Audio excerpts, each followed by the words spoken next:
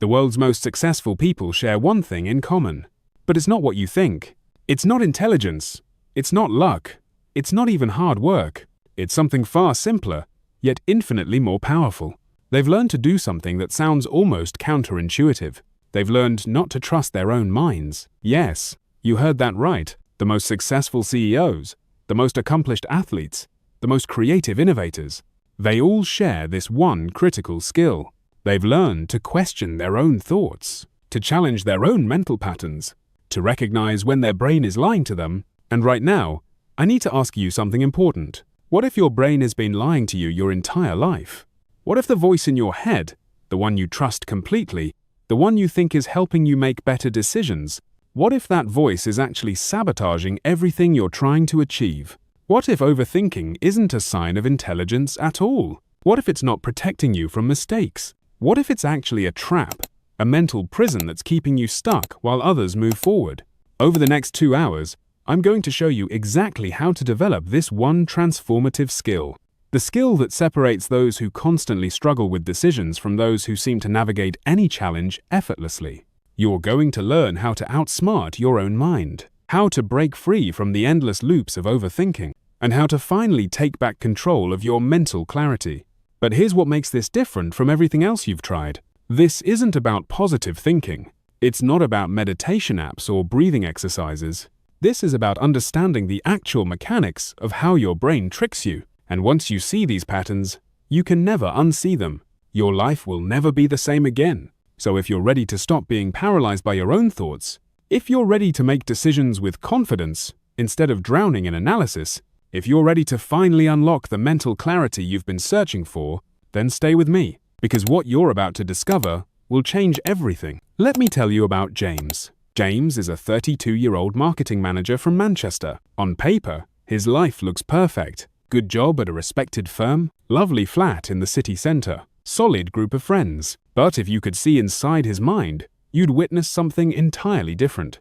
You'd see a constant storm of thoughts, spinning endlessly, never settling, never giving him peace. Every morning, James wakes up at 6:30, but he doesn't really wake up. His mind was already awake at 3 in the morning, running through tomorrow's presentation for the 15th time. By the time his alarm goes off, he's already exhausted. He lies there for another 20 minutes, not because he's resting, but because he's analyzing every possible thing that could go wrong today. Should he take the tube or drive to work? If he takes the tube, he might run into his ex-colleague Sarah, and that would be awkward, because he still hasn't replied to her message from 3 weeks ago. But if he drives, he might get stuck in traffic, and then he'll be late, and everyone will think he's irresponsible.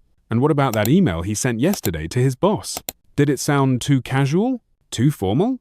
Should he send a follow-up? But wouldn't that make him look insecure? These aren't just passing thoughts, they're consuming him. By the time James actually gets out of bed, he's already made and remade the same decision 17 times. And this is just the morning. This is just getting to work. The entire day continues like this, every decision becoming a battlefield, every interaction requiring hours of mental replay and analysis. Now, you might be thinking, well, James is just being thorough. He's being careful. He's making sure he doesn't make mistakes. But here's what you need to understand. James isn't making better decisions because of all this thinking. He's making worse ones. Or more often, he's not making any decisions at all. He's trapped in what psychologists call analysis paralysis. And the tragic irony is that while James is stuck in his head, analyzing and reanalyzing, life is passing him by. His colleague Emma got the promotion he wanted, not because she's smarter than James, not because she works harder, but because while James was spending 3 weeks crafting the perfect proposal, Emma spent 3 hours writing a good enough proposal and actually submitted it. While James was overthinking whether to ask out that woman he met at the coffee shop, she's now dating someone else. While James was analyzing whether he should invest in that opportunity his friend mentioned, the opportunity disappeared. This is the real cost of overthinking. It's not just mental exhaustion. It's not just stress and anxiety. It's missed opportunities. It's relationships that never start. It's career advances that never happen. It's a life that never quite takes off because you're too busy thinking about taking off to actually do it. And here's the thing that makes this even worse. James is intelligent. He's educated. He's self-aware.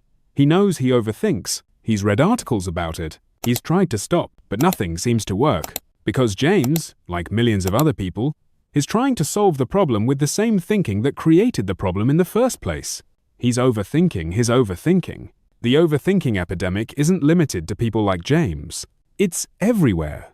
It's the student who spends so much time planning the perfect study schedule that she never actually studies.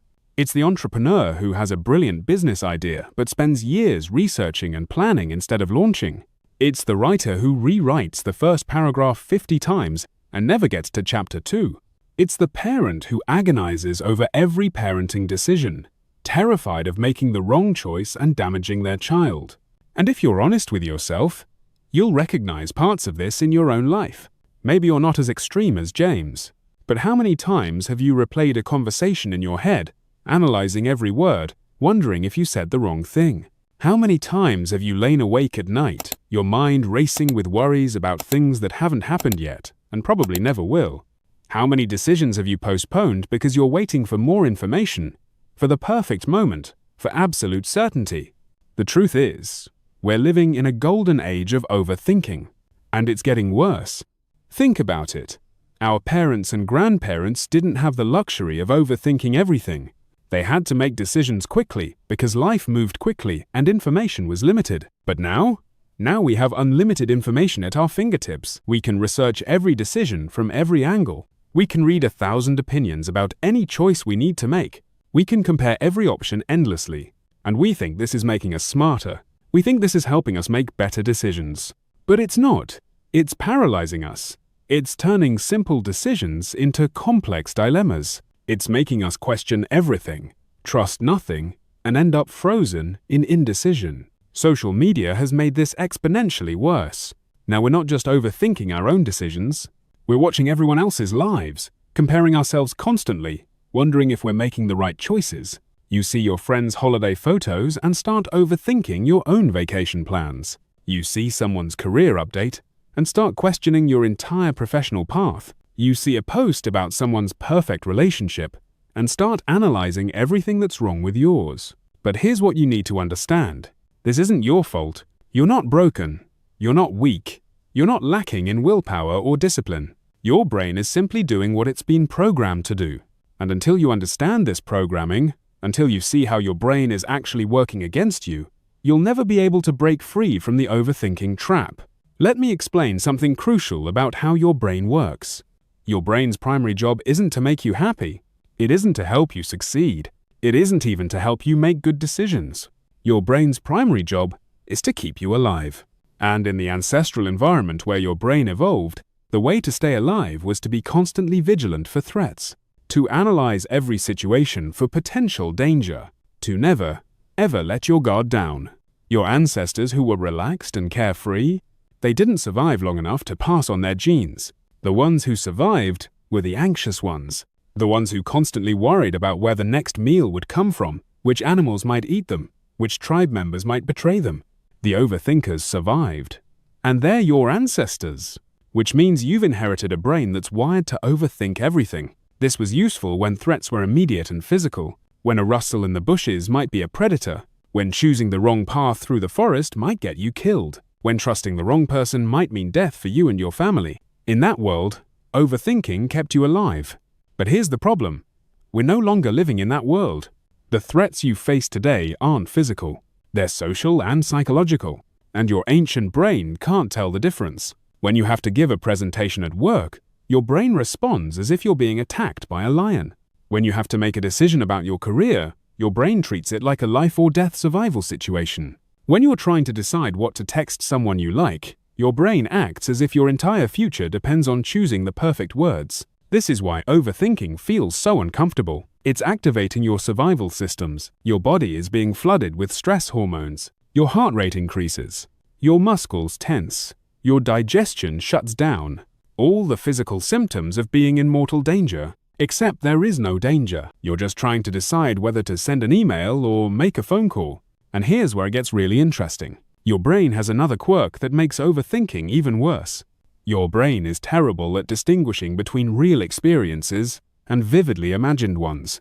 When you imagine something going wrong, Your brain experiences it almost as if it actually happened. This is why overthinking is so exhausting.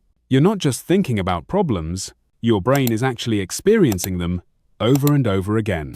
James, our marketing manager from earlier, he's not just thinking about his presentation going badly. In his mind, he's actually living through that experience multiple times. His brain is experiencing the embarrassment, the shame, the failure, not once, but dozens of times, before the actual presentation has even happened. And if he does this enough, his brain starts to believe that this is what always happens. It starts to expect failure, which makes future presentations even more anxiety-inducing, which leads to more overthinking. It's a vicious cycle, but it gets even more complicated because overthinking doesn't just happen randomly. It has patterns, it has triggers, and if you can identify these patterns, you can start to break free from them. Let me show you what I mean.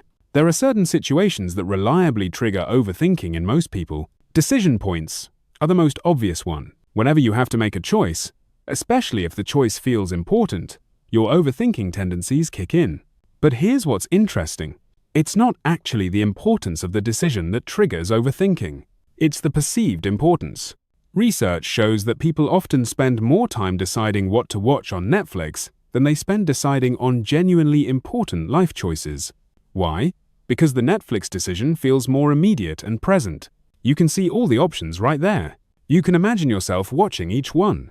Your brain gets stuck in comparison mode. But when it comes to big life decisions, they often feel so big and abstract that your brain actually finds it easier to make a choice and move on. This is why James can agonize for 20 minutes about which sandwich to order, but made the decision to propose to his girlfriend in about 10 seconds. The sandwich choice feels manageable. He can analyze all the options. He can overthink it. The proposal, it's so big that overthinking would be overwhelming, so his brain just makes a decision based on feeling and moves forward. Another major trigger for overthinking is past negative experiences. If you've been burned before, your brain becomes hypervigilant about similar situations. Let's say you once sent a text message that was misunderstood and caused a huge argument. Now, every time you text, your brain goes into overdrive. You write and rewrite each message. You analyze every word. You imagine all the ways it could be misinterpreted. You're trying to prevent what happened before from happening again. But here's the problem with this approach. First, you're actually making the situation worse. By overthinking every text, you're taking longer to respond, which might make the other person think you're avoiding them. You're probably making your messages sound stiff and unnatural because you're trying so hard to be careful. And you're certainly not enjoying the conversation because you're in your head instead of in the moment. Second, you're teaching your brain that texting is dangerous. Every time you overthink a text message, you're reinforcing the neural pathways that say this situation requires intense analysis and caution. You're literally training your brain to overthink more in the future. The more you do it, the more automatic it becomes, until eventually, you can't send a simple text without going through this exhausting mental process. Uncertainty is another massive trigger for overthinking. Human brains hate uncertainty. We want to know what's going to happen. We want to predict outcomes. We want control. And when we can't have these things, we try to think our way to certainty. We analyze and reanalyze. We consider every possibility. We try to prepare for every eventuality. But here's the fundamental problem with this approach. Life is uncertain. The future is unknowable. No amount of thinking will give you certainty about what's going to happen. You can't think your way to a guaranteed outcome. And the more you try, the more frustrated and anxious you become, because you're trying to achieve something that's literally impossible. Think about it this way. Imagine you're planning an outdoor wedding. You can't control the weather. No amount of overthinking will change whether it rains on your wedding day. You can check the forecast obsessively. You can analyze meteorological patterns. You can read weather predictions from 17 different sources, but none of this will actually control the weather. All it will do is make you anxious and prevent you from enjoying your wedding planning. The sensible approach would be to make a good plan, have a backup option in case of rain, and then let go of what you can't control. But that's not what overthinkers do. Overthinkers keep trying to achieve certainty through analysis. They keep searching for that one piece of information that will finally make the decision clear and obvious. But that information doesn't exist. Because the future is uncertain. That's just the nature of reality. Social comparison is another major overthinking trigger in the modern world. When you compare yourself to others, especially on social media, you enter a overthinking spiral. You see someone's success and start questioning your own path. You see someone's lifestyle and start wondering if you're living correctly. You see someone's relationship and start analyzing what's missing in yours. But here's what you need to remember. You're comparing your behind the scenes with everyone else's highlight reel. You're seeing their best moments, their carefully curated images, their success stories. You're not seeing their struggles, their failures, their doubts. And this asymmetric comparison is making you overthink everything about your own life. Let me tell you about Rachel. Rachel is a 28-year-old graphic designer from Bristol. She's talented, creative, hardworking, but she's trapped in a comparison spiral that's destroying her mental clarity. Every morning, she wakes up and checks Instagram. She sees other designers' work, beautiful portfolio pieces, client testimonials, award announcements, and immediately her overthinking begins. Why isn't her work that good? Why isn't she getting those clients? What's she doing wrong? Should she change her style? Should she specialize in something different? Should she go back to school? Should she move to London where there are more opportunities? The questions multiply endlessly. And while she's stuck in this mental loop, she's not actually creating anything. She's not improving her skills. She's not reaching out to potential clients. She's just overthinking. What Rachel doesn't see is that most of those designers she's comparing herself to are doing exactly the same thing. They're looking at other designers and feeling inadequate. They're overthinking their own work. They're questioning their own choices. Everyone's stuck in their own head, comparing themselves to others, feeling like they're falling behind. It's a collective delusion, but it feels so real when you're in it. And here's something crucial to understand about all these overthinking triggers. They're not logical, they're emotional. Your overthinking isn't actually helping you solve problems or make better decisions. It's a response to emotional discomfort. You feel uncertain, so you overthink to try to create certainty. You feel anxious, so you overthink to try to find reassurance. You feel inadequate, so you overthink to try to figure out what's wrong and how to fix it. But overthinking doesn't solve emotional problems. It just creates mental exhaustion while the emotional issue remains unaddressed. It's like trying to cure a headache by thinking really hard about your headache. The thinking doesn't help. It just makes you more aware of the discomfort. So what's the alternative? How do you stop overthinking? That's what we're going to explore. But before we get to solutions, you need to understand something important. Stopping overthinking isn't about thinking better or harder or more clearly. It's not about finding the right thoughts to replace the wrong thoughts. It's about changing your relationship with thinking itself. Most people who struggle with overthinking believe that the content of their thoughts is the problem. They think if they could just figure out the right answer, make the right decision, understand the situation correctly, then the overthinking would stop. But this is a trap, because this approach is still trapped in the paradigm that more thinking will solve the thinking problem. The real solution is more radical. It's recognizing that not every question needs an answer. Not every decision needs to be analyzed from 17 different angles. Not every situation needs to be understood completely before you can move forward. Sometimes, most of the time actually, good enough is genuinely good enough. This is what James needs to learn. This is what Rachel needs to learn. This is what you need to learn. The goal isn't perfect thinking. The goal is effective action. And effective action often requires less thinking, not more. It requires trusting yourself. It requires accepting uncertainty. It requires being willing to be wrong sometimes and learning to be okay with that. Because here's the truth that no one wants to hear. You're going to make mistakes. You're going to make wrong decisions. You're going to say the wrong thing sometimes. You're going to choose paths that don't work out. This is guaranteed. This is part of being human, and no amount of overthinking will prevent it. All overthinking does is delay the inevitable while making you miserable in the process. The most successful people, the ones I mentioned at the beginning, they understand this. They make decisions quickly. They act before they feel ready. They're willing to course correct as they go. They don't waste time trying to predict every possible outcome. They make a reasonable choice and then deal with the consequences, whatever those might be. And this approach, counterintuitively, leads to better outcomes than overthinking everything. Why? Because they're actually doing things while overthinkers are still thinking about doing things. They're learning from real experience, while overthinkers are trapped in hypothetical scenarios.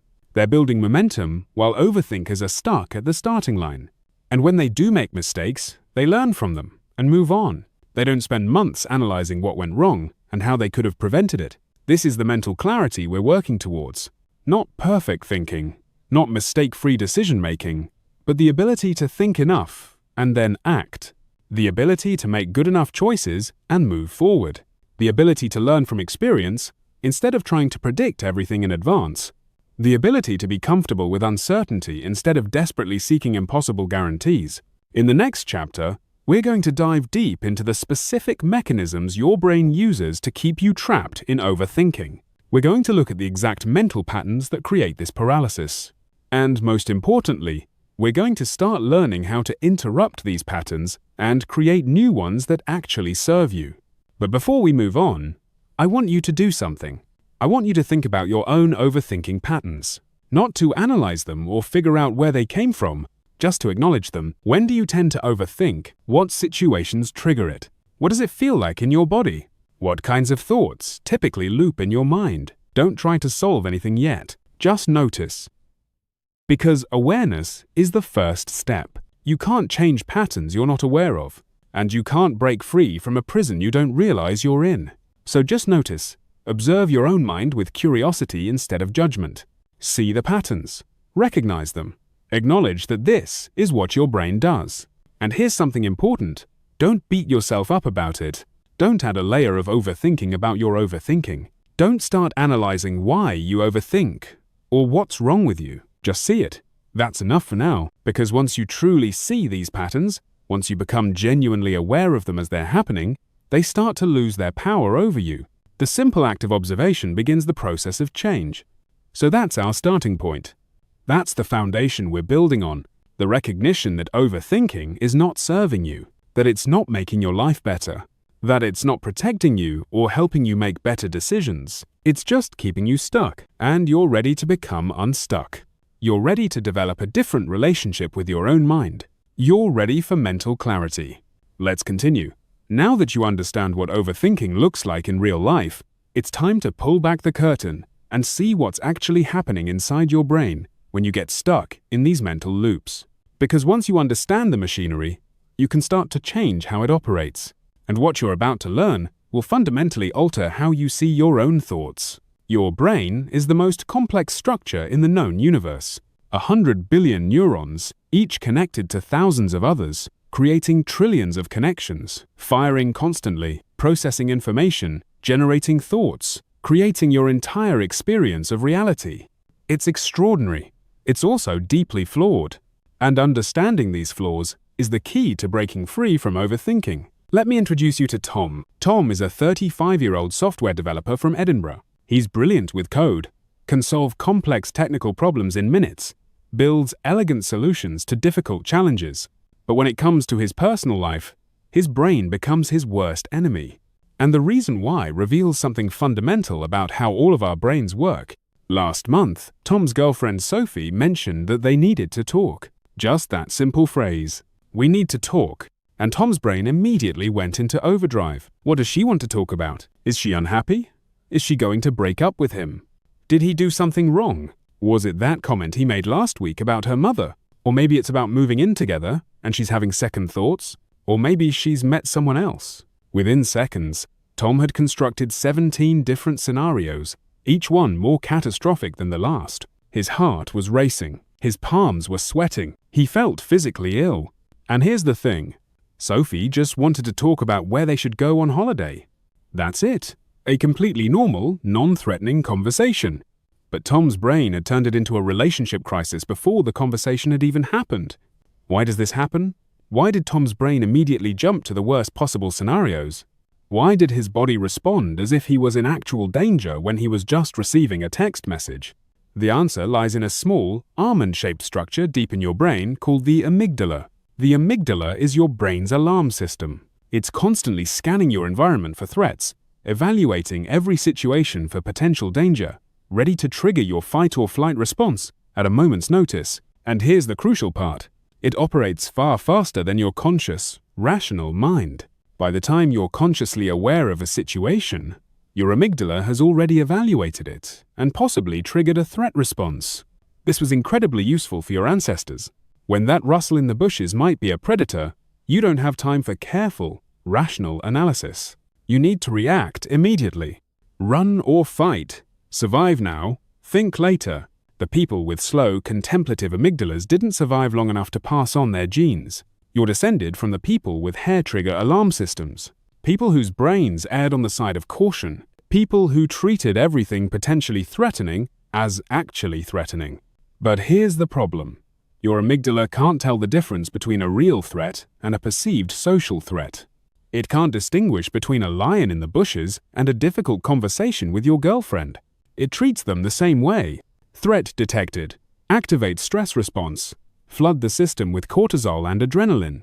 Shut down non-essential functions like digestion and rational thought. Prepare for immediate action. When Tom read that text message, his amygdala saw a threat to something he values deeply, his relationship, and it responded exactly as it would if he was being physically attacked.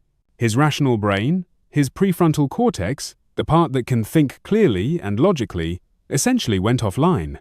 And in that moment, he wasn't capable of thinking. We probably just need to discuss holiday plans. His brain was in survival mode. This is what neuroscientists call an amygdala hijack. Your emotional brain takes over from your rational brain.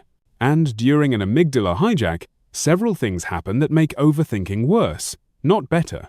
First, your attention narrows dramatically. You become fixated on the perceived threat, and everything else fades into the background. This is why overthinkers can't just think about something else.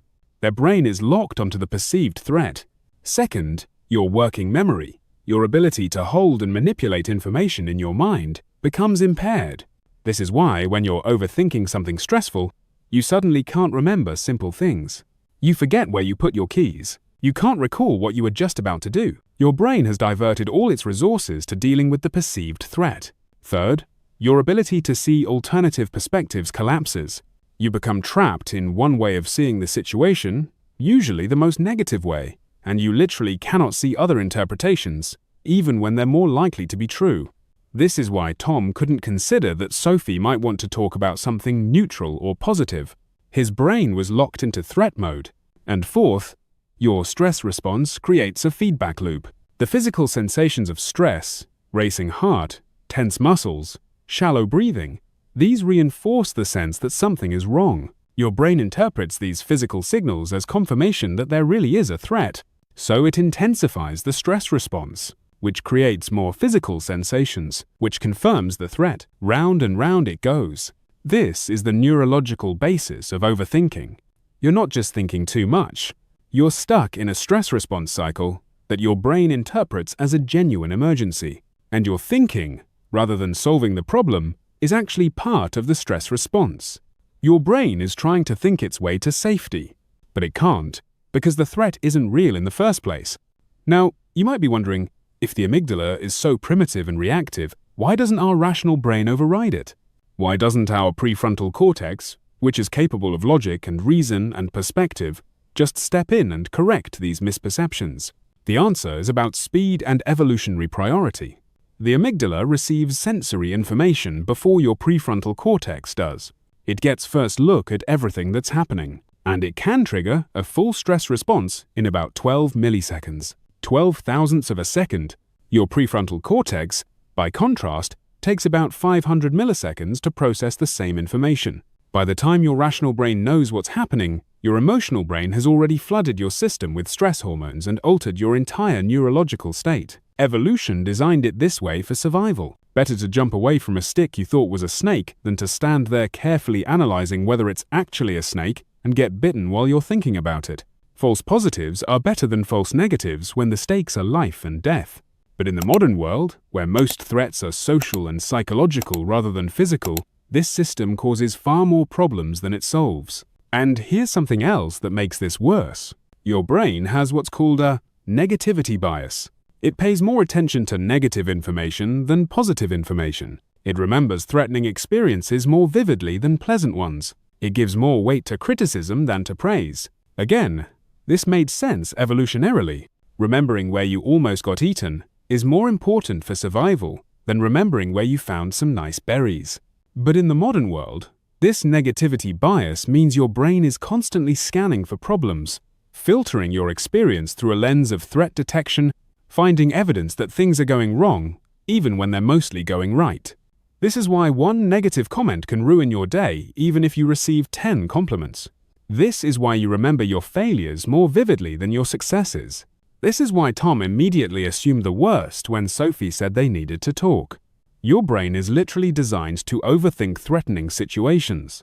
It's designed to run mental simulations of every possible danger. It's designed to prepare you for every potential negative outcome. This was adaptive when threats were clear, immediate, and physical. But it's maladaptive when threats are ambiguous, future-oriented, and psychological. Let me show you how this plays out in another context. Meet Sarah.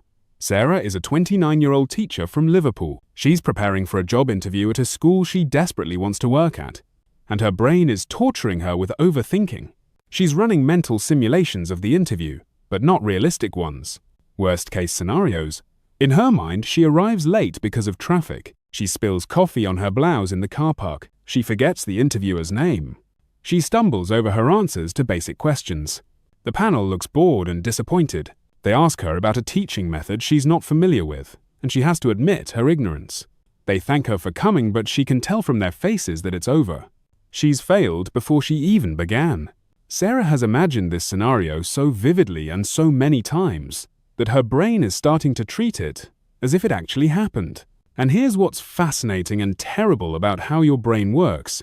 Your brain doesn't clearly distinguish between real memories and vividly imagined scenarios. When you imagine something with enough detail and emotion, your brain encodes it similarly to how it would encode an actual experience. This is why mental rehearsal works for athletes and performers.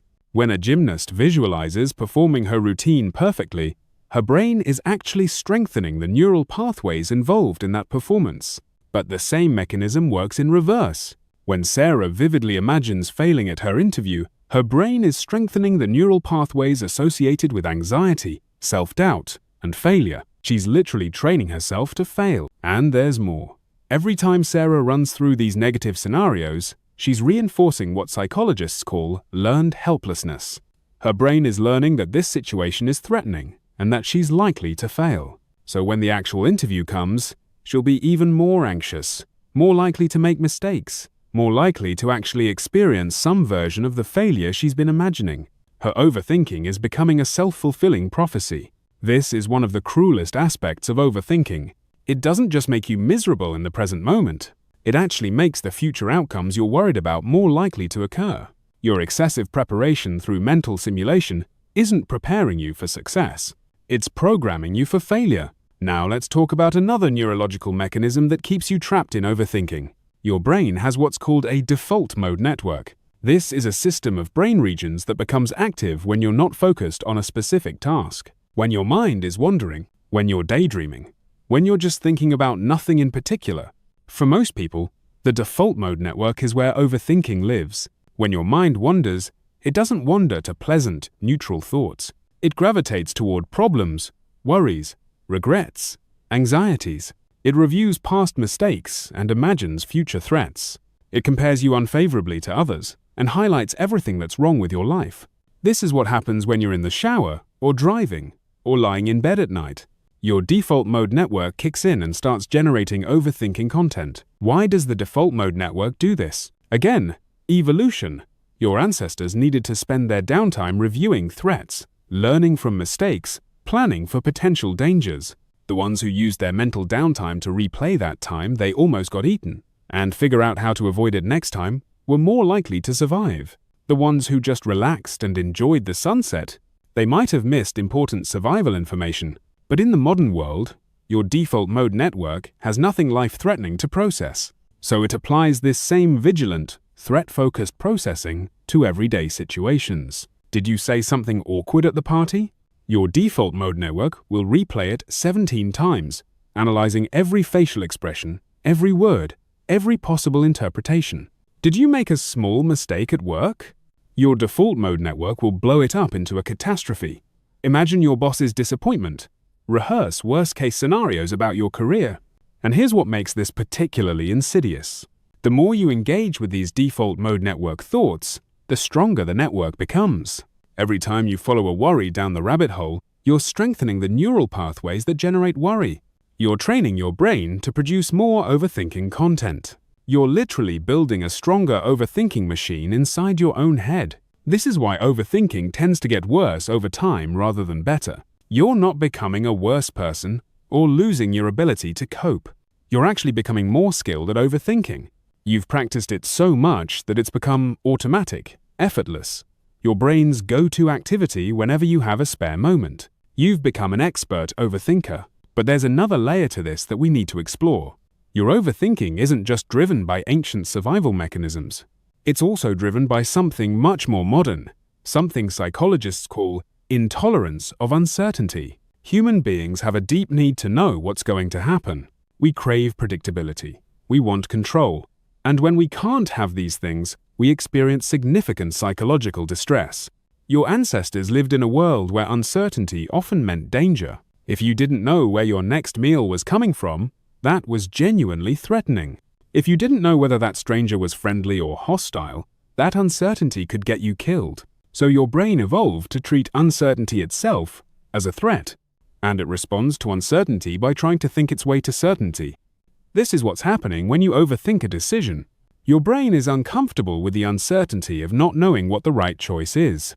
So it tries to analyze every option, consider every factor, predict every outcome, until it can achieve certainty. But here's the fundamental problem. Most of life's important decisions involve inherent uncertainty. You cannot know for certain what the right career path is. You cannot know for certain whether a relationship will work out. You cannot know for certain whether an investment will pay off.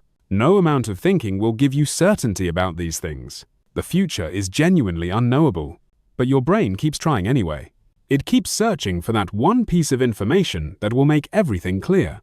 It keeps running scenarios trying to predict what will happen. It keeps analyzing, trying to find the obviously correct choice. And because certainty is impossible, this process never ends. You just keep overthinking forever, trapped in a futile search for something that doesn't exist. Tom experienced this when he was trying to decide whether to accept a job offer in London or stay in Edinburgh. The London job paid more and offered better career prospects, but it meant leaving his relationship, his friends, his familiar life. He spent 6 weeks overthinking this decision, making lists of pros and cons, researching cost of living, calculating exact salary differences, reading articles about career trajectories, asking everyone he knew for their opinion. But none of this thinking got him any closer to certainty, because there was no certainty to be found. Both options had significant advantages and disadvantages. Both involved risks and trade-offs. No amount of analysis could tell him which choice would definitely lead to a better life. The decision required accepting uncertainty and making a choice anyway. But Tom's brain couldn't accept that, so it just kept overthinking. Eventually, the company in London hired someone else because Tom took too long to decide. He stayed in Edinburgh by default, not by choice. And now, 6 months later, he's overthinking whether he made the wrong decision. Should he have taken the risk? Should he have chosen career over relationship? Should he have been more decisive? The overthinking never actually ends. It just finds new content to work with. This brings us to another crucial mechanism. Your brain has what's called a confirmation bias. Once you form a belief or expectation, your brain automatically filters information to confirm that belief.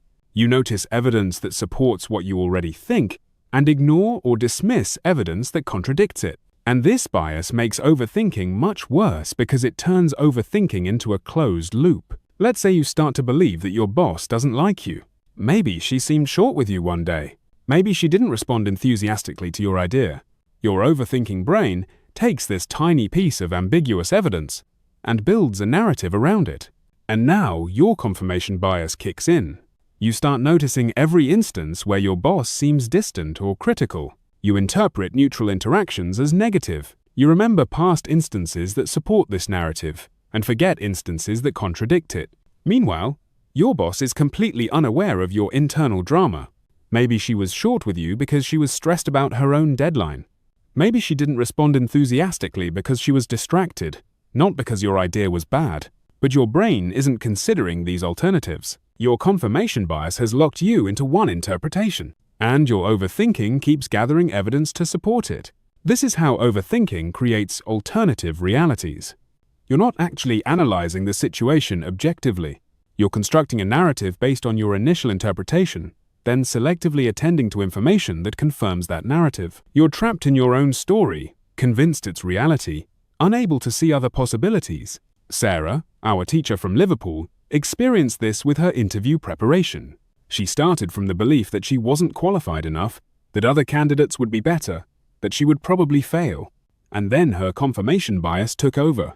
She noticed every requirement in the job description that she didn't perfectly meet. She remembered every past interview that didn't go well.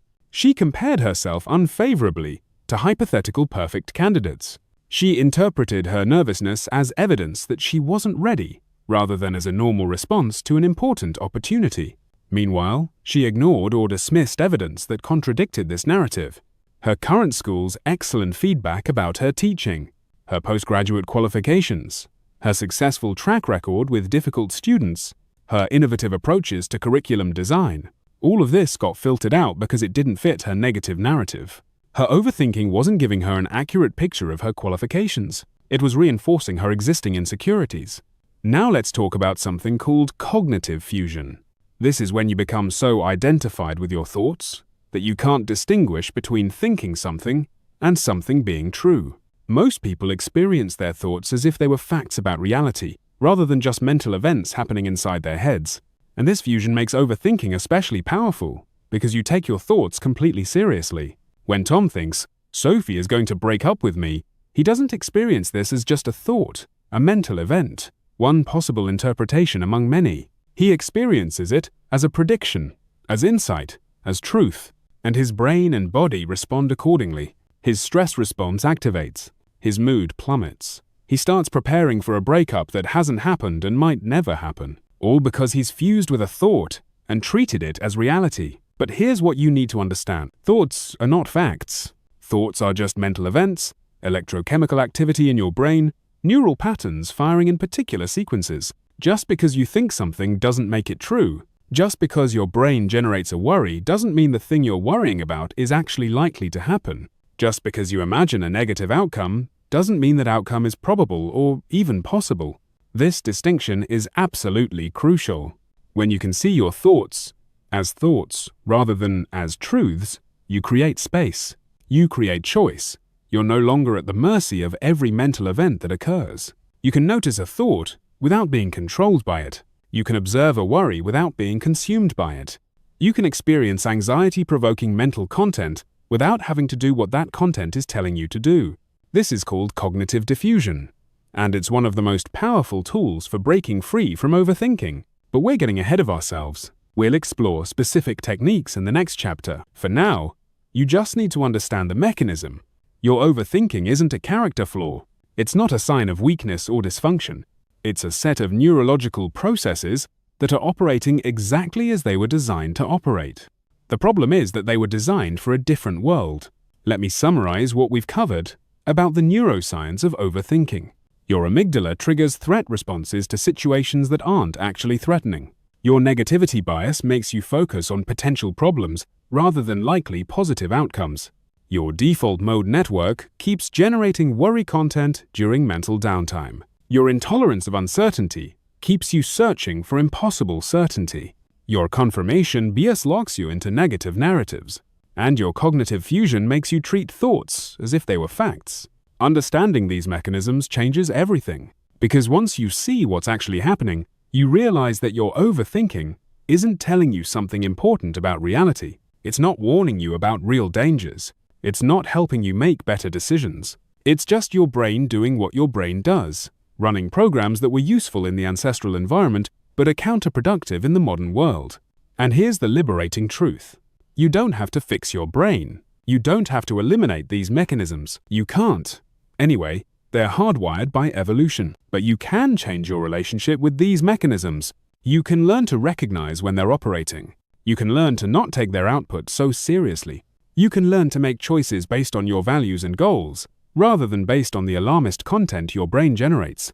Tom eventually learned this.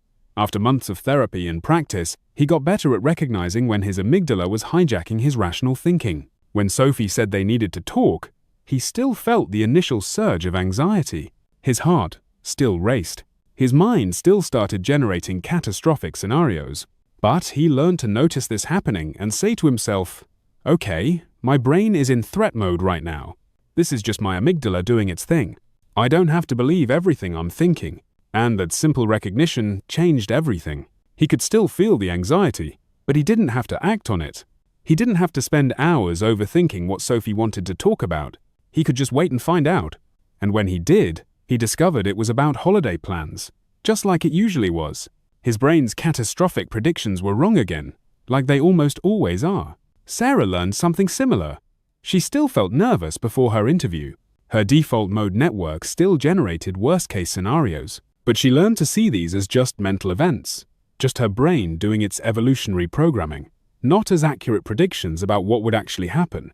And with that shift in perspective, she could prepare for the interview without being paralyzed by overthinking. She got the job, by the way. Her qualifications were exactly what they were looking for. So now you understand the machinery. You understand why your brain generates overthinking content. You understand the neurological mechanisms that keep you trapped in mental loops. And you understand that this isn't your fault. It's not a flaw in your character.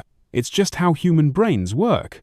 But understanding isn't enough. Knowledge without application is just entertainment. So, in the next chapter, we're going to start learning specific, practical techniques for interrupting these patterns and creating new ones. We're going to learn how to recognize amygdala hijacks as they're happening and calm your nervous system before the overthinking spiral begins. We're going to learn how to work with uncertainty instead of fighting against it. We're going to learn how to diffuse from unhelpful thoughts instead of being controlled by them. We're going to learn how to redirect your default mode network toward more useful mental content. And we're going to learn how to make decisions with confidence even when you don't have certainty. But before we move forward, I want you to do something. Take a moment to reflect on the last time you got stuck in serious overthinking. Can you identify which of these neurological mechanisms were operating? Was it an amygdala hijack responding to a perceived threat? Was it your default mode network generating worry during mental downtime? Was it confirmation bias strengthening a negative narrative? Was it intolerance of uncertainty trying to achieve impossible predictability? You don't need to analyze deeply. Just notice.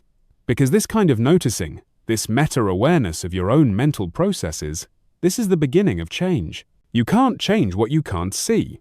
And now you're starting to see the machinery. You're starting to recognize the patterns. And that recognition is the foundation upon which we'll build your new relationship with your own mind. The machinery of overthinking is powerful, but it's not invincible, and it's not you. It's just a set of processes running in your brain. And you are not your brain. You are the awareness observing your brain. And from that place of awareness, you have choice. You have power. You have the ability to respond to your brain's content, rather than being controlled by it. This is what we're working toward. Not the elimination of uncomfortable thoughts. That's impossible and unnecessary. But the development of a new relationship with those thoughts, a relationship where you can have anxiety-provoking mental content without it controlling your behavior, where you can notice worry without being consumed by it, where you can experience uncertainty without needing to think your way to impossible certainty. This is mental clarity, not the absence of overthinking content, but the ability to recognize it as just content, just mental events, and to make choices based on what matters to you, rather than based on what your alarm system is shouting about. And in the next chapter, we're going to learn exactly how to develop this ability. Now that you understand the neurological machinery driving your overthinking, it's time to learn how to interrupt it, because understanding is valuable, but transformation requires action. And what you're about to learn are the specific, practical techniques that will allow you to break free from overthinking patterns that have controlled you for years, possibly your entire life. Let me introduce you to Emma.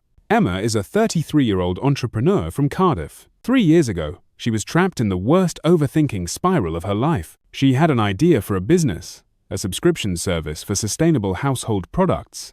She'd done the market research. She'd validated the concept with potential customers. She had enough savings to get started. Everything was in place. Except she couldn't pull the trigger. What if the business failed? What if she lost all her savings? What if customers didn't actually buy once the service launched? What if her competitors had better connections? What if she wasn't experienced enough? What if the timing was wrong? Month after month, she analyzed and reanalyzed. She made spreadsheets, she read business books, she attended networking events. But she didn't launch. She was trapped in preparation mode, thinking instead of doing. Then something happened that changed everything. Emma attended a workshop on decision-making where the facilitator taught her a simple technique. So simple that Emma initially dismissed it as too basic to be effective. But she was desperate enough to try it. And this one technique broke her out of the overthinking pattern that had paralyzed her for months. Within 2 weeks, she had launched her business. Today, 3 years later, she's running a successful company with 15 employees and revenue approaching £500,000 annually. The technique that changed Emma's life is called the STOP method, and I'm going to teach it to you right now, because this might be the most immediately useful tool you'll learn today. STOP is an acronym. S stands for stop. T stands for take a breath. O stands for observe. P stands for proceed. Let me break down each component and show you exactly how to use this in real situations. S is for stop. This sounds absurdly simple, but it's profound. When you notice yourself getting caught in an overthinking spiral, you literally stop whatever you're doing. If you're pacing, stop moving. If you're typing out your 17th version of an email, take your hands off the keyboard. If you're mentally rehearsing a difficult conversation, interrupt that mental movie. Just stop. Full stop. Complete cessation of the overthinking activity. Why does this work? Because overthinking has momentum. Once it starts, it feeds on itself. Each worried thought generating another worried thought. The spiral getting tighter and faster. Stopping breaks that momentum. It interrupts the automatic flow. It creates a gap. And in that gap, you have an opportunity to do something different. But you have to actually stop, not slow down, not reduce the overthinking slightly. Complete stop. Tom, our software developer from Edinburgh, practiced this rigorously. Every time he noticed himself spiraling into catastrophic thinking about his relationship, he would physically stop what he was doing. Sometimes he was in the middle of coding, and he'd take his hands off the keyboard. Sometimes he was walking, and he'd literally stop walking. The physical act of stopping helped his brain register that something different was happening, that the automatic pattern was being interrupted. T is for take a breath, but not just any breath. A specific pattern of breathing that activates your parasympathetic nervous system and begins to calm your stress response. You're going to breathe in slowly through your nose for a count of 4, then hold your breath for a count of 4, then breathe out slowly through your mouth for a count of 6, then hold for a count of 4. Then repeat this cycle 3 times minimum. Why this specific pattern? Because the extended exhale activates your vagus nerve, which is the primary nerve of your parasympathetic nervous system, your rest and digest system. Remember, when you're overthinking, your sympathetic nervous system, your fight or flight system, is activated. Your amygdala has triggered a stress response. Your body is flooded with cortisol and adrenaline. You cannot think clearly in this state. The breathing pattern directly counteracts this. The slow, controlled breathing, especially the extended exhale, signals to your nervous system that you're safe, that there's no immediate threat, that it's okay to stand down from high alert. Within just 3 cycles of this breathing, you'll notice your heart rate beginning to slow, your muscles starting to relax, your mind becoming slightly clearer. You're not eliminating the stress response entirely, but you're reducing it enough that your prefrontal cortex can come back online. Sarah, our teacher from Liverpool, used this technique before her job interview. She could feel her anxiety building as she sat in the waiting room. Her mind was racing through all her prepared answers, second-guessing everything, generating worst-case scenarios. She recognized this as an amygdala hijack, so she implemented the STOP method. She stopped mentally rehearsing. She did the breathing pattern, and within a few minutes, she felt noticeably calmer. Not completely relaxed, but calm enough to think clearly, calm enough to be present in the actual interview rather than lost in her anxious thoughts. O is for observe. Once you've stopped the overthinking momentum and calmed your nervous system enough to think more clearly, you observe what's actually happening, not what your brain is telling you is happening, not the catastrophic scenarios, not the worst-case interpretations. What is actually, objectively happening right now? This observation has 2 components. First, Observe your internal state. What am I actually feeling in my body right now? Where is the tension? What's my heart rate like? What emotions am I experiencing? And, crucially, what thoughts am I having? But here's the key. You're observing these thoughts, not believing them. You're noticing what your brain is generating, not taking it as truth. Emma practiced this when she was caught in her business launch paralysis. When she stopped and breathed and then observed, here's what she noticed. Physically, she felt tension in her shoulders and jaw. Emotionally, she felt anxiety and excitement mixed together. And mentally, her brain was generating a steady stream of what-if disaster scenarios. But when she observed these thoughts rather than being controlled by them, she could see them for what they were. Just thoughts. Just her brain's attempt to protect her from uncertainty. Not accurate predictions. Not truth. Just mental content. The second component of observation is observing the external reality. What is actually happening in the situation you're overthinking? Not what might happen. Not what you're afraid will happen. What is actually happening right now? This grounds you in reality rather than in your imagination. And often, you'll notice that the actual reality is far less threatening than your brain's version of reality. When Tom used this technique during his relationship anxiety, he observed that Sophie had simply sent a text asking to talk. That was the only actual fact. Everything else, the breakup scenarios, the relationship crisis, the catastrophe, all of that was his brain's invention. The reality was just a text message about needing to have a conversation. That's it. When he could see this clearly, the anxiety lost much of its power. P is for proceed. Now that you've stopped the automatic overthinking, calmed your nervous system, and observed reality clearly, you can proceed with intentional action. But here's what's crucial. You're not proceeding by going back to overthinking. You're proceeding by choosing an action based on your values and goals rather than based on your anxious thoughts. For small decisions, this might mean making a choice and moving forward. Emma used this when she was overthinking whether to send a particular email to a potential supplier. She stopped, breathed, observed that she was just anxious about looking unprofessional, noticed that the email was actually fine, and proceeded to send it. Done. No more overthinking. Decision made, action taken, move forward. For bigger decisions, proceeding might mean identifying the next small action you can take to move forward without having to figure out everything at once. Emma couldn't figure out every detail of launching her business, but she could identify one small action, book a domain name, and she could do that today. So she proceeded with that one action. Then tomorrow, another small action. Then another. Each action reduced the overwhelming uncertainty into manageable chunks. This is crucial. You're not trying to achieve certainty before acting. That's the overthinking trap. You're choosing to act despite uncertainty. You're accepting that you can't know everything that will happen. You're making a reasonable decision with the information you have, and then learning and adjusting as you go. This is how successful people operate. This is how things actually get done in the real world. Let me give you a concrete example of how the STOP method works in a typical overthinking scenario. Imagine you've sent an important email to a client. 2 hours later, they haven't responded, and your brain starts its catastrophic storytelling. They hate the proposal. They're going to fire us. I should have phrased things differently. I shouldn't have sent it. I should follow up. No, following up would look desperate. Maybe I should wait.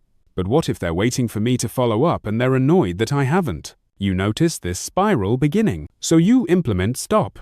You stop whatever you're doing. You do the breathing pattern. 4 in, 4 hold, 6 out, 4 hold, 3 full cycles. Then you observe, what am I actually feeling? Anxiety in my chest, tight shoulders. What am I thinking? A stream of catastrophic predictions. And what's the actual reality? I sent an email 2 hours ago and haven't received a response yet. That's the only fact. Everything else is my brain's invention. Now you proceed. What's the reasonable action here? Well, 2 hours isn't actually a long time. Most people don't respond to emails within 2 hours. So the reasonable action is to do nothing. Continue with your day. Check again this evening. If there's no response by tomorrow afternoon, then consider a polite follow-up. Decision made. Move forward. No more thinking about it. This might seem too simple to work, but simplicity is the point. Overthinking makes everything complicated. The solution needs to be simple enough that you can actually use it when your brain is in overthinking mode. Complex solutions require clear thinking, but when you're overthinking, you don't have clear thinking. You need tools that work even when your thinking is compromised. The STOP method is designed for exactly that. Now let me teach you a second essential technique. This one addresses a different aspect of overthinking. The STOP method helps you interrupt overthinking spirals in the moment. But what about decisions that genuinely require thought and analysis? How do you think about important things without falling into overthinking? This is where the concept of contained thinking becomes crucial. Contained thinking means you give yourself permission to think about difficult topics, but you contain that thinking within specific boundaries. You set a time limit. You define a clear objective. You establish what counts as enough analysis. And when you reach those boundaries, you stop thinking and make a decision. This prevents the endless, circular overthinking that goes nowhere. Here's how it works. When Emma was trying to decide whether to launch her business, she was overthinking constantly. Every spare moment, her mind was churning through business scenarios. But this diffuse, constant thinking wasn't productive. It was just draining her mental energy without leading to clarity or action. So she implemented contained thinking. She scheduled a specific 2-hour block on Saturday morning for business planning. During that time, she would focus completely on analyzing her launch decision. She would make a list of genuine unknowns. She would identify information she could realistically gather. She would map out her minimum viable product. And at the end of those 2 hours, she would make a decision about whether to launch, regardless of whether she felt completely certain. But here's the key. Outside of that 2-hour window, business launch thinking was off limits. When her mind tried to wander into business analysis during work, she'd notice it and redirect her attention. When business worries came up at night, she'd remind herself, I have time scheduled to think about this properly. I don't need to think about it now. This containment transformed her thinking from endless, anxious rumination into focused, productive analysis. Tom used the same technique with his relationship anxiety. Instead of constantly analyzing his relationship throughout the day, he scheduled a 30-minute walk each evening where he would allow himself to think about any relationship concerns. During that walk, he could think freely about whatever was bothering him. But outside of that walk, relationship overthinking was off limits. And remarkably, he found that often by the time his scheduled thinking window arrived, the concerns that had seemed so urgent earlier had resolved themselves or revealed themselves as not worth thinking about at all. This technique works because it respects that some situations do require thought and analysis, but it distinguishes between productive thinking and overthinking. Productive thinking is focused, time-bound, and action-oriented. Overthinking is diffuse, endless, and leads nowhere. By containing your thinking, you get the benefits of analysis without the costs of rumination. Let me introduce you to another powerful technique for dealing with overthinking. This one specifically addresses the problem of making decisions under uncertainty. It's called the good enough framework, and it's based on a crucial insight. For most decisions in life, you don't need the optimal choice. You need a good enough choice, and you need to make it quickly enough that you can actually implement it and learn from the results. Overthinkers are often perfectionists. They're searching for the best decision, the optimal path, the perfect choice. But this search for optimization is what traps them in endless analysis, because finding the truly optimal choice requires perfect information about every option and perfect prediction of future outcomes. And neither of these things is possible in the real world. So the search for optimal becomes a trap that prevents any decision at all. The good enough framework works differently. You identify the minimum criteria that a choice needs to meet to be acceptable. Not perfect, not optimal, just acceptable. Then you evaluate your options against these criteria. And the first option that meets your minimum criteria, that's the option you choose. No further analysis, no comparison with other options, no searching for something better. You choose and you move forward. Let me show you how this works with a real example. Sarah was trying to decide what to wear to her job interview. She was overthinking this decision massively. The blue suit might look too formal. The grey dress might look too casual. The black outfit might look too severe. The burgundy option might look too flashy. She was trying on different combinations, asking her flatmate's opinion, checking her appearance from 17 different angles. This was consuming over an hour of her morning. So she implemented the good enough framework. She identified her minimum criteria. The outfit needs to be professional, comfortable, and clean. That's it. Those are the only actual requirements. The blue suit meets these criteria. Therefore, the blue suit is the choice. Decision made in 30 seconds instead of an hour. And guess what? It was perfectly fine. It was good enough. She got the job. The outfit was irrelevant compared to her qualifications and interview performance. Emma used this framework for countless small business decisions. What should she name her company? She had a list of 20 possible names. She could have spent weeks consulting focus groups and testing brand responses. Instead, she identified her criteria. The name needs to be available as a domain, easy to spell, and vaguely related to sustainability. 3 options met these criteria. She chose the first one. Done. Move forward. The business succeeded not because of its perfect name, but because of its good product and execution. Here's what's liberating about the good enough framework. Most decisions in life are reversible or adjustable. If you choose a good enough option and it turns out to not work well, you can make a different choice later. You're not trapped forever by your initial decision, but by making a decision and implementing it, you gain real-world information that's far more valuable than additional analysis. You learn what actually works. You gather data from reality rather than from your imagination. Overthinkers dramatically overestimate the permanence and importance of most decisions. They treat choosing what to have for lunch as if it's a life-defining choice. They agonize over which movie to watch as if their entire evening's value depends on making the perfect selection. They torture themselves about which train to catch, as if choosing the wrong one would be catastrophic. The good enough framework helps you right-size the significance of decisions and respond proportionally. Now let me teach you a technique specifically for dealing with the endless what-if scenarios that plague overthinkers. This is called the worst case planning method. It sounds counterintuitive, but it's remarkably effective. Instead of trying to avoid thinking about worst-case scenarios, you deliberately think through them completely and systematically. But you don't just imagine the disaster, you plan for how you would handle it. Here's how it works. Take whatever you're overthinking about. Now explicitly identify the worst realistic outcome. Not the catastrophic fantasy your brain generates where everything imaginable goes wrong simultaneously, but the genuinely worst realistic outcome. Then ask yourself 3 questions.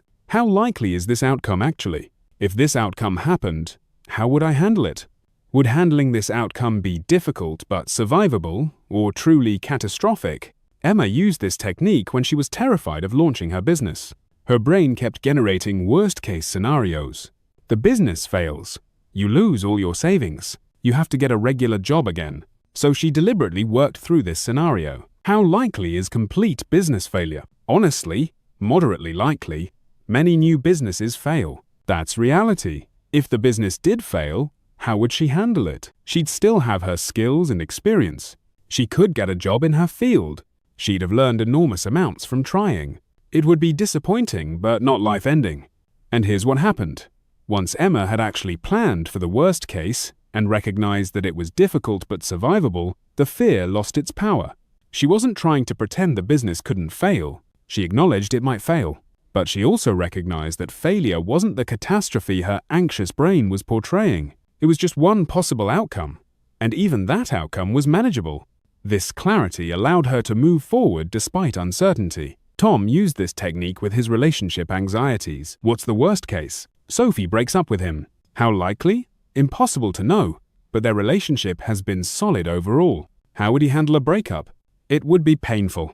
He'd be sad for a while. He'd lean on friends. He'd eventually heal and meet someone else. Would it be catastrophic? No. Difficult and painful? Yes. But survivable.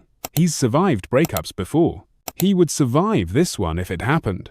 And once Tom had worked through this deliberately, instead of just letting his brain generate fragmented, scary images, the anxiety reduced significantly. He wasn't spending mental energy trying to avoid thinking about breakup. He'd thought it through completely and recognized he'd be okay either way. Paradoxically, planning for the worst case made him less anxious, not more. The key to this technique is being realistic about both the probability and the consequences. Overthinkers tend to overestimate both. They think bad outcomes are more likely than they actually are, and they think the consequences of bad outcomes would be more severe than they actually would be. Worst case planning corrects both distortions by forcing you to evaluate realistically. Now, let me address a specific type of overthinking that plagues many people. Rumination about past events. You said something awkward at a party. You made a mistake at work. You handled a situation poorly, and now your brain is replaying these events endlessly, analyzing what you should have said, what you should have done, how you could have prevented the mistake. This rumination is particularly pointless because you literally cannot change the past. But your brain doesn't seem to understand this. For past-focused rumination, I want to teach you the 3-question method. When you catch yourself ruminating about a past event, you ask yourself 3 specific questions. First, can I change what happened? The answer is always no. The past is fixed.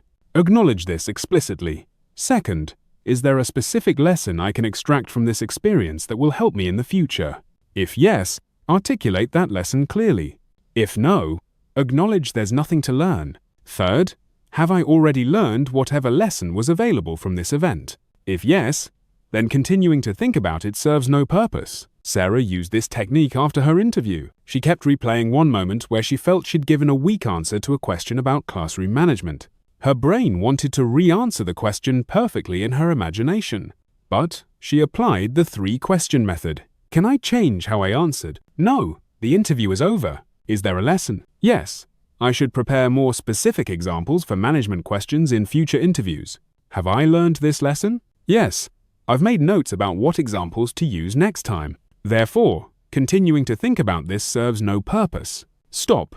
This method short-circuits rumination by explicitly addressing the questions your brain is implicitly asking. Your brain is replaying the past because it's trying to learn from it, trying to prevent future mistakes. But once you've extracted whatever lesson is available, further rumination is just mental wheel spinning. Recognizing this consciously makes it easier to let go. Let me teach you one more essential technique before we move to the next chapter. This one is about managing your decision-making energy. Research shows that decision-making depletes a finite mental resource. The more decisions you make, the worse your decision-making becomes. This is called decision fatigue, and it's particularly problematic for overthinkers because they turn every minor choice into a major decision, which rapidly depletes their decision-making capacity. The solution is decision automation. You identify categories of decisions that don't actually matter much, and you create simple rules that make these decisions automatically, without requiring any thought or analysis. Steve Jobs famously wore the same outfit every day, not because he couldn't afford other clothes, but because he didn't want to waste decision-making energy on an irrelevant choice. That energy was better spent on decisions that actually mattered. Emma implemented this systematically in her life. She created a standard weekly meal plan. She always orders the same coffee. She has a morning routine that doesn't require decisions. She scheduled specific times for checking email rather than deciding whether to check it constantly. Each automation freed up a small amount of decision-making energy. Collectively, these automations meant she had much more mental capacity available for the decisions that actually mattered to her business. Tom automated his morning routine completely. Wake at the same time. Exercise for 30 minutes. Shower. Specific breakfast. No decisions required. His commute route was standardized. His work lunch was automated. By removing dozens of trivial decisions from his day, he found he had more mental energy for his actual work and his relationship. He was less mentally exhausted by evening. And counterintuitively, his life felt more free, not more constrained, because he wasn't burdened by constant trivial choices. Think about your own life. How many decisions are you making each day that don't actually matter? What are you wearing? What are you eating? What route are you taking? Which mug are you using? Each of these trivial decisions consumes a small amount of mental energy. And for an overthinker, they consume much more because you analyze them excessively. Automation eliminates this waste. Now I want to address something important. All of these techniques require practice. They won't work perfectly the first time you try them. They won't immediately eliminate your overthinking. Your brain has been practicing overthinking for years, possibly decades. It's become expert at it. These new patterns need time and repetition to become established. Emma didn't stop overthinking overnight. The first time she tried the stop method, she found herself back in overthinking mode within 5 minutes. But she tried again, and again. And gradually, over weeks and months, the technique became more natural. She could catch her overthinking spirals earlier. She could interrupt them more effectively. She could redirect her attention more skillfully. The technique didn't change. Her ability to use it improved through practice. This is crucial to understand. These aren't magic solutions that work instantly. They're skills. And like any skill, they improve with practice. You're training your brain to respond differently to uncertainty, to anxiety, to decisions. You're building new neural pathways. This takes time, but it does work. The evidence is overwhelming. Thousands of people have used these exact techniques to break free from overthinking patterns that had controlled them for years. And here's something else that's important. You won't use these techniques perfectly. You'll forget to use them sometimes. You'll try them and slip back into overthinking. You'll have days where everything you've learned seems to disappear, and you're back to your old patterns. This is normal. This is part of the process. Progress isn't linear. You'll have good days and bad days. The trajectory that matters is the overall trend over weeks and months, not day-to-day perfection. Tom had a particularly difficult period about 2 months into practicing these techniques. Work stress intensified. His relationship had some genuine difficult conversations, and his old overthinking patterns came roaring back. He felt like he'd made no progress at all, like everything he'd learned was useless. But his therapist helped him see that even during this difficult period, he was recovering more quickly from overthinking spirals than he used to. He was catching himself earlier. He was implementing techniques even if they weren't working perfectly. Progress was still happening even though it didn't feel like it. Sarah had a similar experience. After getting her new teaching job, she found herself overthinking classroom situations constantly. Was she too strict with students? Too lenient? Were her lessons engaging enough? She felt like she was back at square one with overthinking. But when she looked objectively, she could see she was actually making decisions more quickly than before. She was implementing new classroom strategies without weeks of analysis. She was learning from experience rather than trying to think her way to perfect teaching. The overthinking was still present, but it wasn't paralyzing her like it used to. This is what recovery from overthinking actually looks like. Not the elimination of all analytical thinking or worry, but a gradual shift in your relationship with these mental events. You start to see them as just thoughts, just mental content, rather than as truth or commands. You develop the ability to choose whether to engage with them or let them pass. You can think about things deliberately when thinking is useful, but you don't get trapped in endless rumination when thinking isn't serving you. The goal isn't to never think. The goal is to think strategically, to use your analytical mind as a tool that you control, rather than being controlled by it. To think when thinking is productive, and to stop thinking when it's becoming rumination. This is mental clarity, and these techniques are how you develop it. In the next and final chapter, we're going to talk about how to maintain this mental clarity over the long term, how to build systems and habits that support clear thinking, how to create an environment that reduces overthinking triggers, how to continue growing and developing these skills over months and years, because learning these techniques is just the beginning. The real transformation comes from integrating them into your daily life so thoroughly that they become your new normal. But before we move forward, I want you to choose one technique from this chapter to practice this week. Just one. Not all of them. Don't overwhelm yourself. Choose the technique that resonated most strongly with you. Maybe it's the STOP method. Maybe it's contained thinking. Maybe it's the good enough framework. Whatever it is, commit to practicing it deliberately every day for the next week. You don't need to do it perfectly. You just need to try. Each time you practice, you're strengthening new neural pathways. You're training your brain to respond differently. You're building the skill of mental clarity. And that skill, once developed, will serve you for the rest of your life. You now have the knowledge. You understand the neuroscience. You've learned the techniques. But knowledge and techniques aren't enough. Because the real challenge isn't learning how to stop overthinking. The real challenge is maintaining mental clarity consistently over months and years. Building a life where clear thinking is your default mode, not something you have to consciously effort toward. That's what this final chapter is about. Let me tell you what happened to Emma 6 months after she launched her business. The initial momentum was incredible. She'd broken through her overthinking paralysis. She was making decisions quickly. She was taking action. The business was growing. And then something unexpected happened. She found herself slipping back into old patterns. Not as severely as before, but enough to notice. She was spending hours analyzing minor business decisions. She was lying awake at night, replaying conversations with suppliers. The overthinking was creeping back. This is the pattern that most people experience when they try to change their thinking habits. Initial success, enthusiasm, progress, and then gradually old patterns reassert themselves. Not because the techniques don't work, but because changing deep habits requires more than just learning new skills. It requires restructuring your entire life to support those new skills. It requires building systems that make clear thinking easier and overthinking harder. Emma realized she needed to approach this differently. She couldn't rely on willpower and technique alone. She needed to design her life in a way that naturally supported mental clarity. And over the next 6 months, she implemented a comprehensive system that transformed not just how she thought, but how she lived. Let me show you what she did, because you can implement these same strategies in your own life. The first component of Emma's system was environmental design. She recognized that certain environments triggered her overthinking while others supported clear thinking. Her home office, where she did most of her business planning, had become associated with anxiety and overthinking. Every time she sat at that desk, her brain automatically shifted into analysis mode. The environment itself was triggering the pattern she was trying to break. So she redesigned the space completely. She moved her desk to face a window with a view of trees instead of facing a blank wall. She removed all the business books and planning documents that cluttered her workspace and created visual chaos.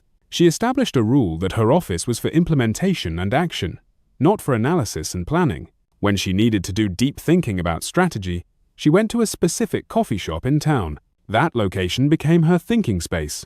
Her office became her doing space. This spatial separation worked remarkably well. When Emma sat at her office desk, her brain knew this was action mode. Make decisions, execute tasks, move forward. When she went to the coffee shop, her brain knew this was analysis mode. Think deeply, consider options. But with a time limit, she'd stay for 90 minutes maximum, then leave. This environmental design reduced her overthinking significantly because her brain wasn't constantly switching between modes. Each environment had a clear purpose. Tom implemented something similar with his relationship overthinking. He noticed that most of his anxious thoughts about Sophie happened when he was lying in bed at night. The darkness, the quiet, the lack of distraction. His brain would start spinning scenarios, so he established a firm rule. The bedroom was for sleep only. If relationship thoughts came up, he would get up, go to the living room, and write them down in a journal. He could think about them there if he needed to, but not in bed. This simple environmental boundary transformed his sleep. His brain learned that bed was not the place for relationship analysis. And because getting up required effort, his brain had to evaluate whether the thoughts were actually important enough to warrant getting out of bed. Most of the time, they weren't. The thoughts would arise, he'd notice them, and then they'd fade because he wasn't engaging with them. His bedroom became an overthinking-free zone. Sarah used environmental design for her teaching anxiety. She noticed that she was overthinking classroom situations most intensely during her commute home. The 30-minute train ride was becoming a daily session of replaying everything that happened, analyzing every interaction, worrying about every small mistake. So she created a new rule: no teaching thoughts during the commute. Instead, she'd listen to audiobooks or podcasts completely unrelated to education, crime fiction, comedy, science documentaries, anything that captured her attention and prevented the default rumination. This wasn't suppression. She wasn't trying to avoid thinking about her teaching altogether.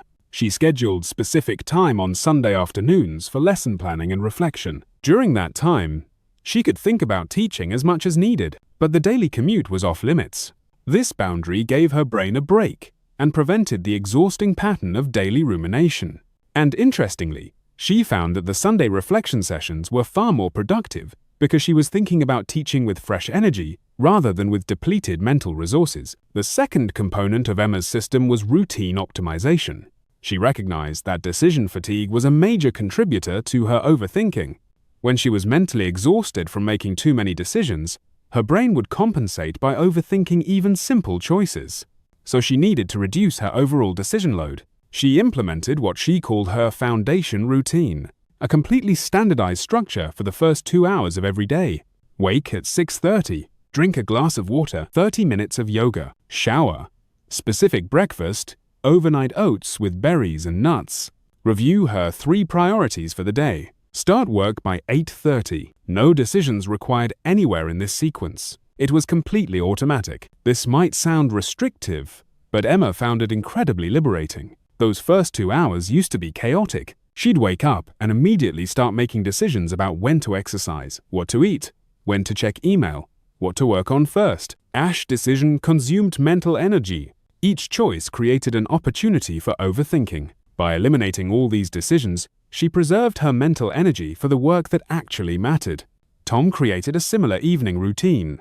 After work, he'd change into comfortable clothes, go for a 40-minute walk regardless of weather, prepare a simple dinner from a rotating menu of 7 meals, then spend an hour on a hobby completely unrelated to work or relationships. He played guitar. This routine meant that evenings stopped being a decision-intensive period full of opportunities for overthinking. They became a predictable, restorative sequence that helped him decompress from the day. Sarah's routine focused on Sunday evenings. She'd prepare everything for the week ahead. Lessons planned, clothes selected, meals prepped. This 3-hour Sunday investment meant that during the busy week, she had far fewer decisions to make. She wasn't choosing what to wear each morning or figuring out what to cook each evening. These things were handled. Her mental energy was preserved for teaching and for maintaining her emotional equilibrium. The third component of Emma's system was what she called social scaffolding. She recognized that overthinking was more likely when she was isolated. When she was alone with her thoughts, the overthinking had free rein. But when she was connected with other people, particularly people who modeled clear thinking, the overthinking reduced naturally. So she deliberately structured social support into her week. She joined a business networking group that met every Thursday morning, not primarily for business development, though that was valuable, but because spending 2 hours with other entrepreneurs, hearing about their challenges and successes, reminded her that uncertainty and mistakes were normal parts of business. She wasn't uniquely struggling. Everyone was figuring things out as they went.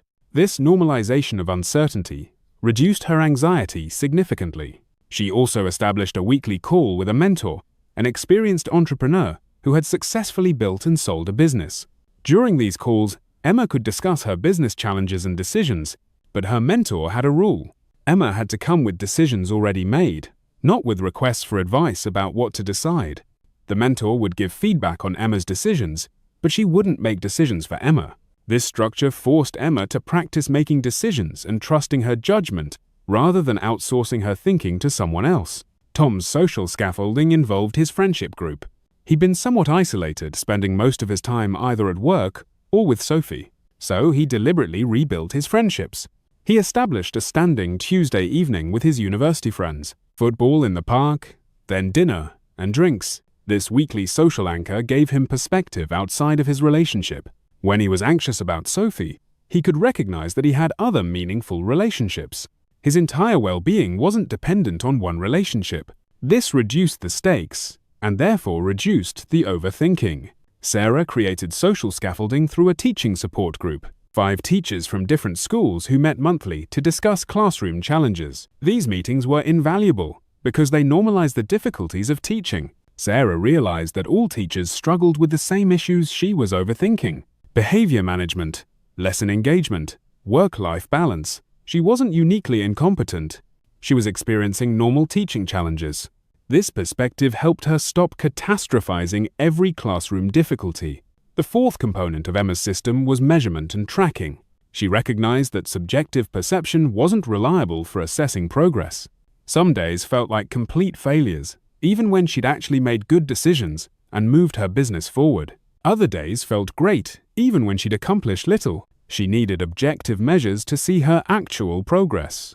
She created a simple daily tracking system. Each evening, she'd record 3 metrics: number of decisions made without excessive analysis, number of times she successfully interrupted an overthinking spiral, hours spent on productive action versus hours spent on rumination. She didn't judge these numbers, she just tracked them, and over weeks, she could see patterns. She could see that her decision-making was becoming faster. Her overthinking interruptions were becoming more frequent. Her action hours were increasing, while rumination hours decreased. This objective data was crucial during difficult periods. When Emma felt like she wasn't making progress, she could look at her tracking data and see that she was actually improving steadily. The feeling of stagnation wasn't matching the reality of progress. This prevented her from giving up during challenging weeks. The numbers told a story that her feelings were missing. Tom tracked his relationship, overthinking differently. He kept a simple journal where he'd note each time he successfully used the stop method or any other technique. Just a tally mark, nothing elaborate. But over time, those tally marks accumulated. He could see that he was using the techniques more frequently, that they were becoming more automatic, that his overthinking was genuinely reducing. This visible evidence of progress kept him motivated to continue practicing. Sarah tracked her teaching confidence on a simple 1 to 10 scale each day. At the end of each school day, she'd rate her confidence level. Initially, the numbers were low and variable, but over months, she could see a clear upward trend. The average was increasing, the variability was decreasing. She was becoming more consistently confident. This objective measure helped her recognize progress that her subjective experience was obscuring. The fifth component of Emma's system was strategic exposure to uncertainty. She recognized that her overthinking was fundamentally driven by intolerance of uncertainty. She wanted guarantees. She wanted to know outcomes in advance. And because that was impossible, she overthought as a way of trying to achieve impossible certainty. So she needed to build her tolerance for uncertainty deliberately. She started small. She'd make minor decisions without research or analysis. Which restaurant to try for dinner? She'd choose one randomly and go, which movie to watch? She'd pick one based on the poster without reading reviews. These low-stakes decisions allowed her to practice tolerating uncertainty without risking anything important. And she'd observe the outcomes. Sometimes the random choice worked out great. Sometimes it was mediocre, but it was never catastrophic. She was training her brain to see that uncertainty didn't equal disaster. Gradually, Emma increased the stakes. She'd launch business initiatives without having every detail planned. She'd hire people without being completely certain they were the perfect candidate. She'd invest in equipment before she was absolutely sure she needed it. Each time, she was practicing making decisions despite uncertainty. And each time, she learned that she could handle unexpected outcomes. She could adapt. She could course-correct. She didn't need perfect information to make good decisions. Tom practiced uncertainty tolerance in his relationship. Instead of constantly seeking reassurance from Sophie, he'd practice sitting with uncertainty about her feelings. When his brain wanted to ask, "Do you still love me?" for the 17th time, he'd resist. He'd tolerate not knowing with absolute certainty how she felt. And he'd observe that tolerating this uncertainty didn't cause the catastrophe his brain predicted. The relationship continued. Sophie didn't leave. His anxiety about uncertainty was worse than the uncertainty itself. Sarah practiced this with her teaching. Instead of planning every lesson in exhaustive detail, she'd deliberately leave some flexibility. She'd go into class with a general plan, but without every minute scripted. And she'd practice handling the uncertainty of not knowing exactly how the lesson would unfold. Initially, this was terrifying.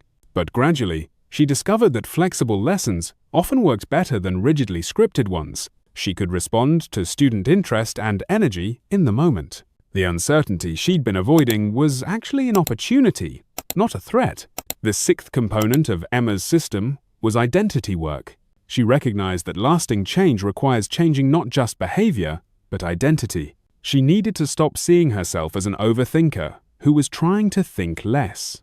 She needed to start seeing herself as a decisive person who thinks strategically. This identity shift was subtle but powerful.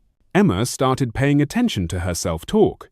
When she caught herself thinking, "I'm such an overthinker," she'd correct it to, "I'm learning to think more strategically." When she'd think, "I can't make decisions quickly," she'd reframe to, "I'm developing my decision-making skills." These weren't just positive affirmations. They were accurate descriptions of the process she was in. She was becoming a different person. The language she used to describe herself either supported or undermined that transformation. She also started collecting evidence of her new identity. Each time she made a quick decision, she'd note it as evidence that she was becoming a decisive person. Each time she interrupted an overthinking spiral, she'd note it as evidence that she was gaining control over her thought patterns. She was building a new self-concept based on actual behavior, not just aspiration. And as this new identity became stronger, it started to drive her behavior naturally. Decisive people make decisions quickly. So Emma made decisions quickly, because that's who she was becoming. Tom worked on his identity as someone secure in himself and his relationships. He'd been defining himself as anxious and insecure. But he started reframing. He wasn't an anxious person. He was a person who sometimes experienced anxiety, but wasn't controlled by it. He wasn't insecure. He was learning to trust himself and others. These reframes changed how he approached his relationship. Secure people don't seek constant reassurance. So Tom stopped seeking constant reassurance because he was becoming a secure person. Sarah shifted from seeing herself as an inadequate teacher to seeing herself as a developing teacher. Every teacher, even experienced ones, is constantly learning and developing. Inadequate meant she was failing and shouldn't be teaching. Developing meant she was on a journey of improvement, which was exactly where she should be as a relatively new teacher. This identity shift transformed how she experienced classroom challenges. They weren't evidence of her inadequacy. They were opportunities for development. The seventh and final component of Emma's system was relapse planning. She recognized that setbacks were inevitable. There would be periods of high stress where old overthinking patterns would resurface. There would be major decisions that would trigger intense analysis. There would be times when she'd forget everything she'd learned and revert to old habits. So she needed a plan for how to handle these relapses without them becoming permanent backslides. Emma created what she called her relapse response protocol. First, normalize it. Relapse, don't mind failure. They're part of the process. Second, identify the trigger. What specific situation or stressor triggered the relapse? Third, implement basic techniques. Start with the stop method. Get back to fundamentals. Fourth, increase support. Call her mentor. Attend an extra networking meeting. Don't try to handle it alone. Fifth, review and adjust. What can she learn from this relapse? How can she prevent it next time? This protocol prevented relapses from spiraling into complete abandonment of her progress. When Emma noticed herself overthinking excessively, she didn't think, "I failed. I'm back to square one.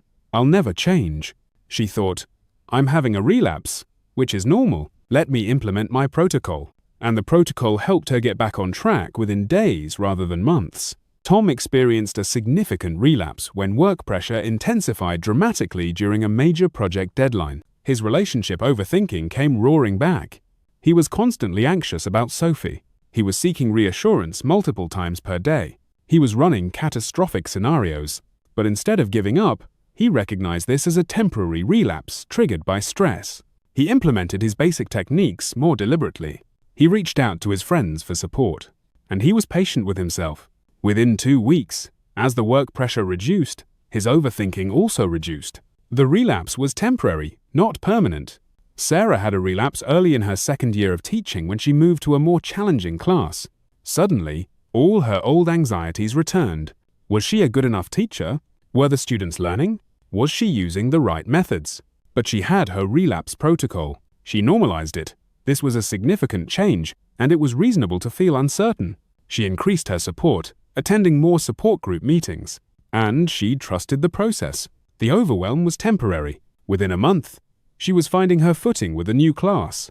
Now, let me tell you where Emma, Tom, and Sarah are today. Emma's business is thriving. She employs 20 people now. She makes dozens of significant decisions every week. And she makes them quickly and confidently. She still experiences uncertainty. She still sometimes feels anxious about decisions. But these feelings don't paralyze her anymore. She's developed trust in her ability to make reasonable decisions and adjust course as needed.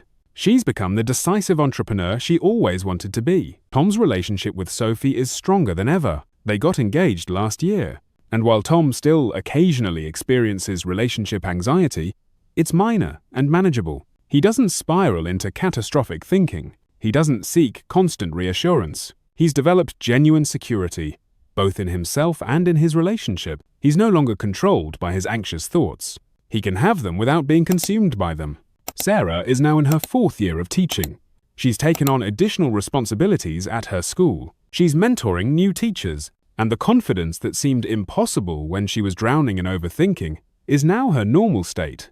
She still faces challenges. She still encounters difficult situations, but she responds to them with problem-solving rather than with panic. She's become the competent, confident teacher she was always capable of being. These transformations didn't happen because these 3 people were special or uniquely capable. They happened because they understood the nature of overthinking, learned specific techniques for interrupting it, and built systems to support mental clarity over the long term. And everything they did, you can do as well. You now have everything you need. You understand that overthinking is driven by evolutionary mechanisms that are poorly suited to the modern world. You understand that your amygdala treats uncertainty as threat, and your brain searches for impossible guarantees. You've learned the stop method for interrupting overthinking spirals in the moment. You've learned contained thinking for productive analysis without rumination. You've learned the good enough framework for making faster decisions. You've learned how to plan for worst cases to reduce anxiety. You've learned how to stop ruminating about the past. And now you've learned how to build a life that supports mental clarity through environmental design, through routine optimization, through social scaffolding, through measurement and tracking, through strategic exposure to uncertainty, through identity work, through relapse planning. You have a complete system, but information alone changes nothing. Reading this script, understanding these concepts, agreeing with these ideas, none of that will stop your overthinking. The only thing that will create change is practice, implementation, action. You have to actually use these techniques. You have to actually build these systems. You have to actually do the work. So here's what I want you to do. Not tomorrow, not next week, right now. Choose one specific technique from everything you've learned today. Just one. Maybe it's the stop method. Maybe it's contained thinking. Maybe it's environmental design. Whatever resonates most strongly with you, choose it now. And then commit to practicing that one technique every single day for the next 30 days. Not perfectly, just consistently.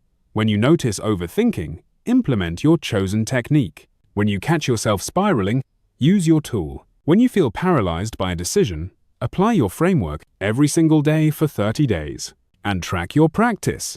Keep a simple journal or use a basic tracking app. Just note each day whether you practiced your technique. You're not tracking whether it worked perfectly. You're tracking whether you tried, because trying consistently is what builds new neural pathways. Trying consistently is what transforms behavior. Trying consistently is what changes who you are. After 30 days, add a second technique. Keep practicing the first one. It should be becoming more automatic now, and add another layer. After 60 days, add a third technique. Build gradually. Don't try to implement everything at once. You're not in a race. You're building a sustainable, lifelong practice of mental clarity.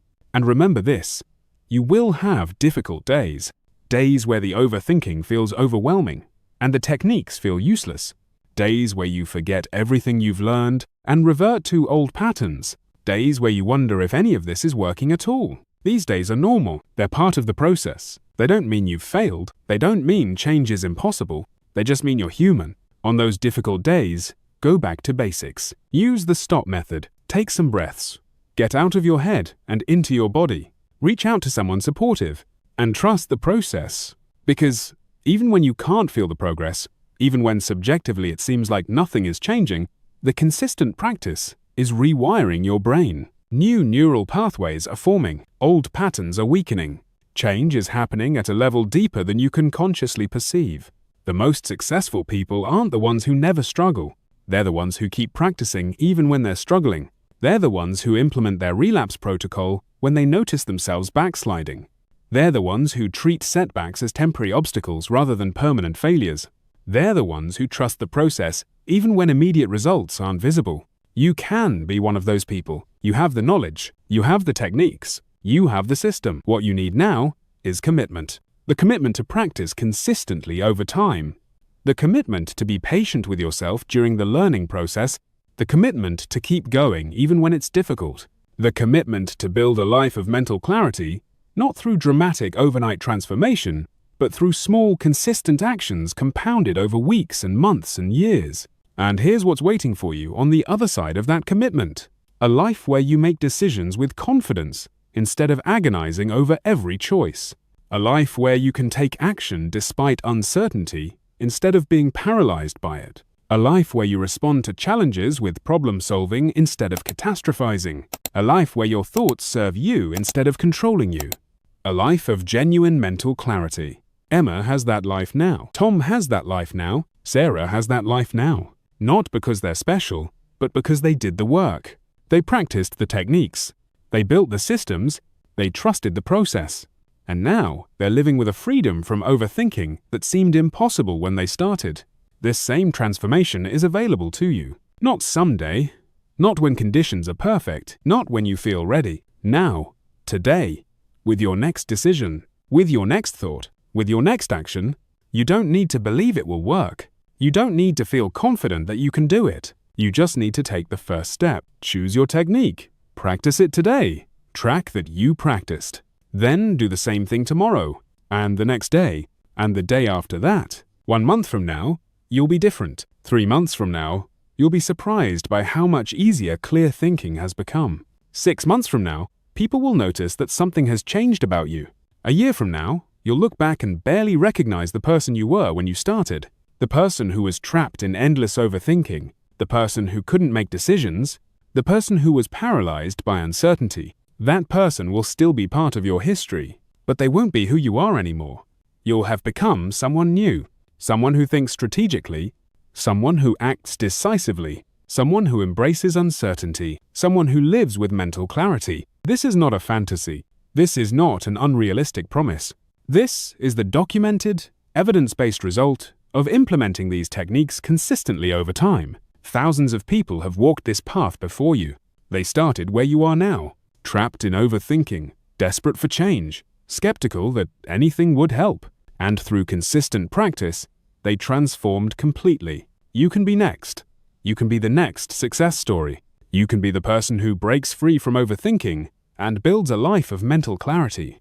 But only if you start, only if you commit, only if you practice. So let me ask you one final time. Are you ready to stop letting overthinking control your life?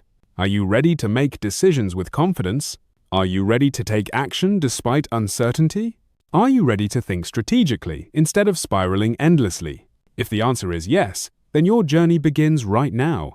Choose your technique, practice it today, trust the process, and watch as your life transforms, one clear decision at a time. You have everything you need.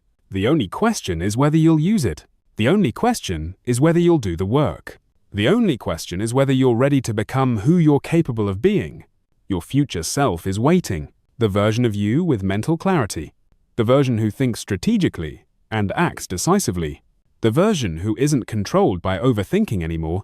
That person exists. They're just waiting for you to create them through consistent practice. Start now. Practice today. Trust the process, and become who you're meant to be. Thank you for investing this time in learning how to stop overthinking everything and master your mental clarity. Your transformation starts now.